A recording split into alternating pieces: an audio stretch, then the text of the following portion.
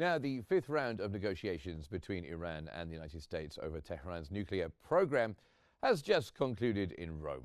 While some progress was achieved, both sides remain at odds over fundamental issues, particularly Iran's uranium enrichment activities and the U.S. demand for guarantees that Iran will not develop nuclear weapons.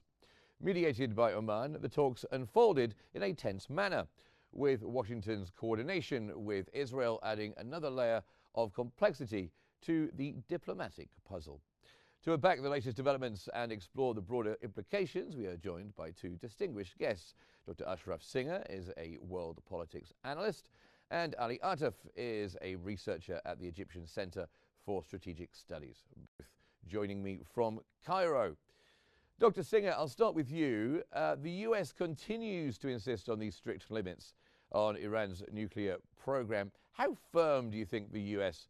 position is, and do you think there's any room for flexibility? I think the future can tell us there should be move toward flexibility. In other words, both United States and Iran really need to get that deal done. I understand the position of Donald Trump, that is, he really need to get something is more advanced in his favor than Barack Obama era. In other words, what he really proposed, that Iran really rejected completely, that, zero enrichment of the uranium. In other words, they were closed into 2015 to give Iran, like that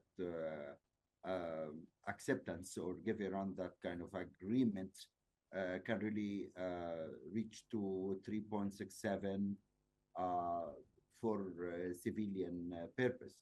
But what really Trump said and Woodcock, the new proposal, after they reached to this fifth round in Rome, they don't need Iran to get that kind of that deal by enrichment the uranium for civilian purpose.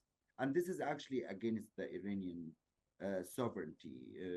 After even Trump yesterday signed a number of executive orders to build the nuclear reactor in the United States. So this is really trigger Iran feeling, okay, so you have that right to take that decision in your home country under your own sovereignty, but Iran is not. So this is another way that is Iran is not really happy, and seeing that kind of decision in that negotiation, or that kind of deal will not be reached. Second, Iran and United States probably they need really to move on after that kind of deal, that the United States can really move to invest in Iran after finishing all that kind of obstacles in that negotiation. And Iran really does need that kind of investment in terms of infrastructure. In terms of their infrastructure, they need investment either from United States or China, Russia, Europe. So all of the major powers really interested in what Iran is doing now in that negotiations. So Iran is really getting that support, great support actually, from Russia and China. They gave already Iran some of good techniques how to buy the time, not really be deceived or getting the final decision now. So it seems to me like Iran and United States, they didn't really terminate the negotiation. They will give sometimes probably for 6th or 7th or even 8th rounds, so they can really concluded what they can really accept. Okay. The last point, that the Israelis threats, this is really a very dangerous and really increase that level of threats to the Indeed, Dr. Singer. I'm going to stop you there because we are going to come on to the Israel side of things in just a moment. But I want to turn to Ali Atef. Thank you very much for being here with us. The fifth round of talks has ended with what mediators are describing as some but not conclusive progress. How would you characterize the current state of the negotiations?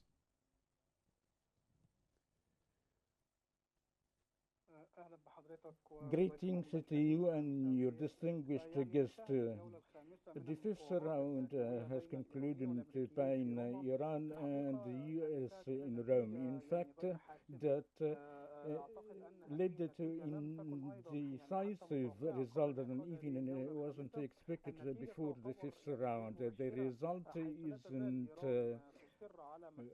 helpful as Iran insists the enrichment of uranium maybe above 5% and did not wish to abandon the nuclear gains gained from the past 5 years.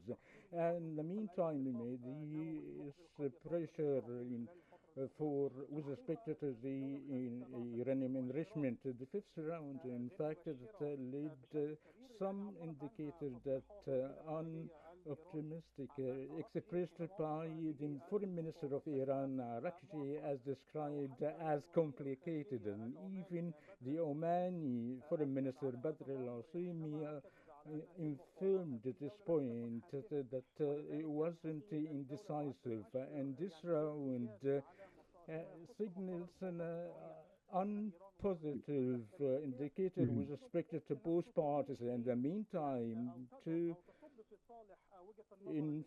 goes in favor of Israeli perception and calling upon using military actions against the Iranian nuclear facilities. Okay, and Dr. Singer, let's come on to Israel then. What role do you think this US-Israel coordination is playing? Of course, they had talks at the talks off to the side, which I'm not sure was very helpful. How do you read the situation, and how is Trump balancing this pressure from Israel? This is a very good question. That is, the national security of President Trump. It's already be removed from his position after Trump, heard.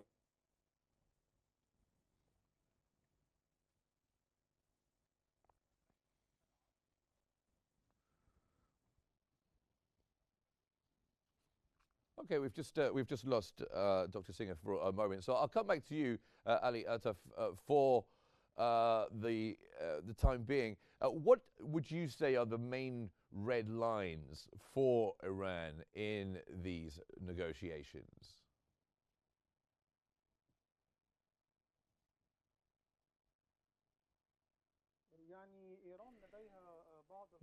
Iran has some red lines with respect in these negotiations, expressed in fact at the beginning of the first round in Muscat on April 11th. Iran did not want to give up the issue of uranium enrichment, and in the meantime did not wish that for the upcoming nuclear deal to have two main points, which is the missile dossier for Iran, along with the Iranian military movement in the Middle East. These are very important two files.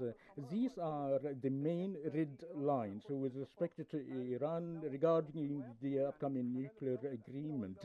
And it seems within the last round that the main issue, so that Iran did not wish to give up the issue of enrichment to the Iranian, as it is right, and that would complicate the issue and more the opportunities of militarily attacking nuclear facilities by US and Israel. Okay, thank you very much for that, Mr. Atef. I'll come back to you, Dr. Singer. Sorry, we just lost you there, but we were talking about Israel and the relationship with the United States at these talks. And of course, they're kind of trying to derail these talks and have been since the beginning. Would that be right? Yeah.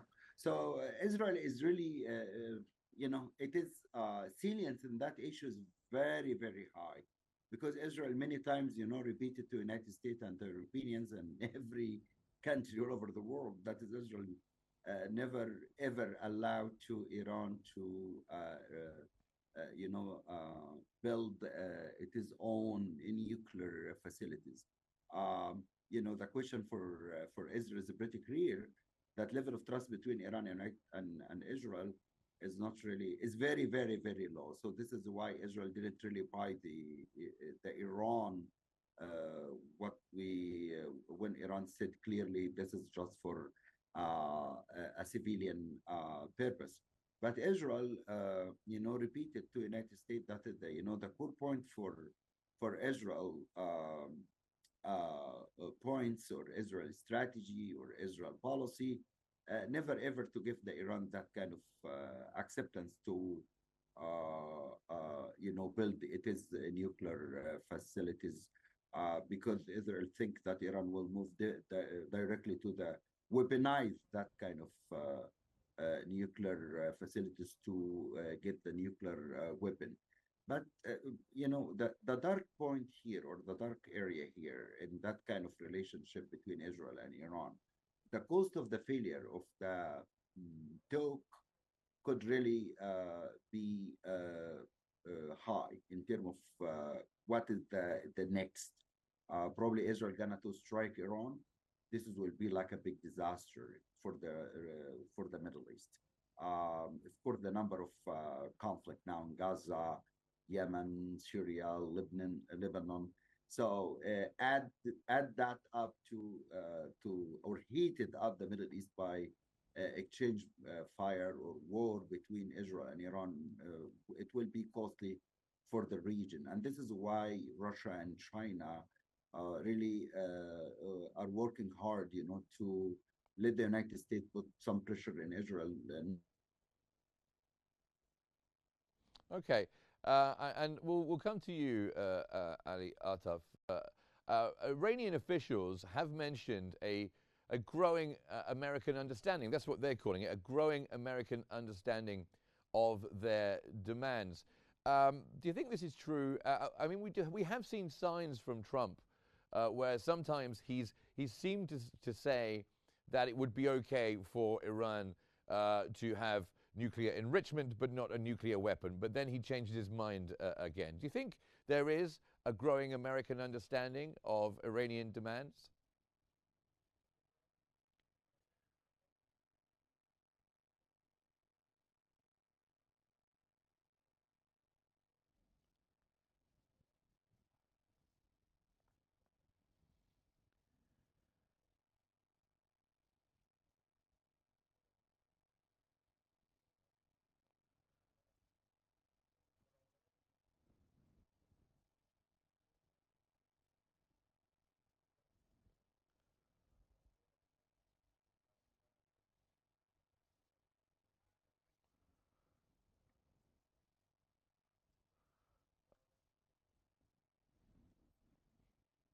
Okay, well, I'll bring in Dr. Singer, who I believe is back with us now. How does the current U.S. administration balance its Middle East priorities, would you say, with its other global challenges? Of course, it has challenges with the Russia-Ukraine conflict.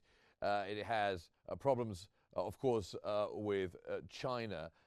How does it balance the two? And how much of a priority is the Middle East to the United States? Yeah, Middle East now for the United States is a very crucial region now. Not really as we heard in during the presidential campaign in the United States. It seems to me like probably the role of Israel, securing Israel is really important for the Americans policymakers.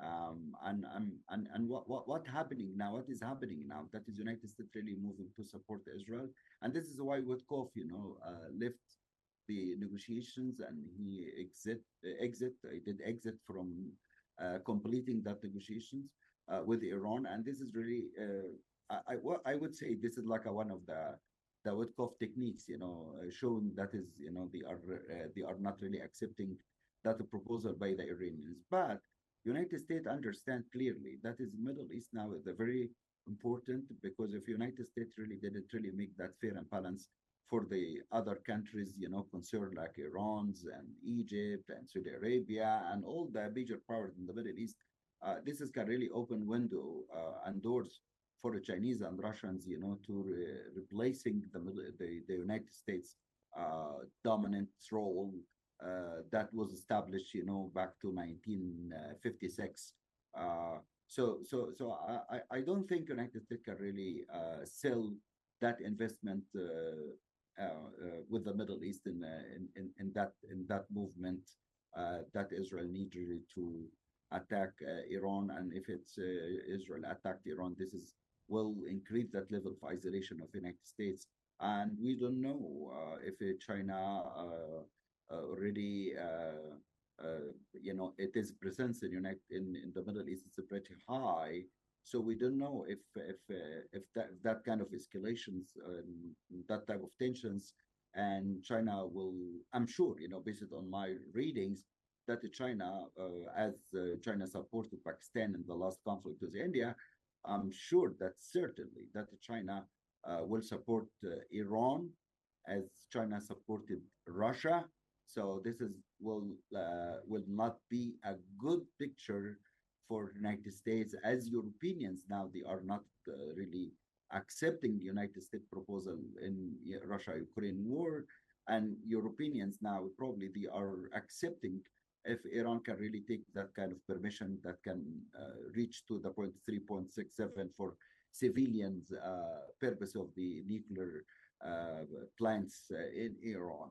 The situation will be very difficult if Israel really attacked Iran, and Iran repeatedly, giving that responsibility for the United States if Israel made that. I think this will be a rational decisions, and should give the United States the time to the time of negotiation with Iran. This is really, I'm sure that both of them, Iran and United States, both of them, they like to reach to the point they can really protect their sovereignty, particularly that Iran is really concerned about its sovereignty in front of their people, and Iran really concerned about any decisions by Israel or United States to attack the Iranian soil will really challenge, the current regime, and will be like it will be very risky in accepting, or risk averse or risk acceptance. I think Iran will gonna to be a risk acceptance, and this means more escalation in the Middle East, and this will really move the region here in the Middle East in a very dark future. And we don't need to see that between Iran and Israel. And Ali Atef, coming to you, let me ask you about Israel. Israeli pressure is rising in the background, pressure on the United States. How does this affect Iran's negotiating stance, knowing that Israel is perhaps trying to trash these talks and doesn't want the US to make an agreement with Iran?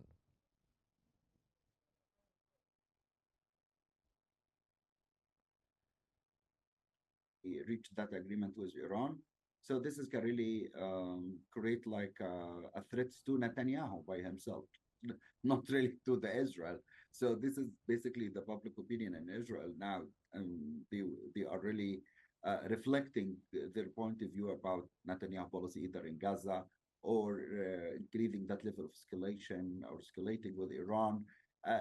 Most of the Israelis, they don't buy that position of Netanyahu now, but of course, Netanyahu is not happy if the United States can really reach to the deal with Iran. This will reduce the credibility of Netanyahu inside Israel, and this is why Netanyahu is pretty aggressive in terms of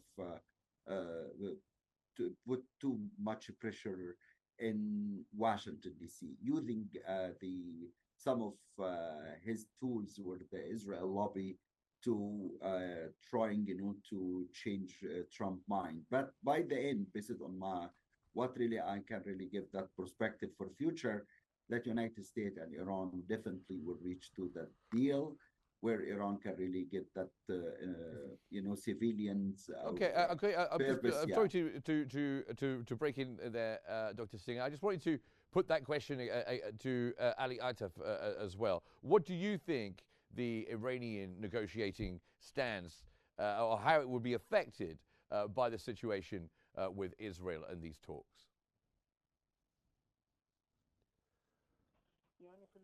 In the outset, we should emphasize that Israel do not support such a diplomatic course of negotiation between US and Iran. Israel in favor of military action in dealing with the nuclear program of Iran. The pressures are undergoing by America upon Israel regarding to leave the diplomatic course and to support the military action. And I think the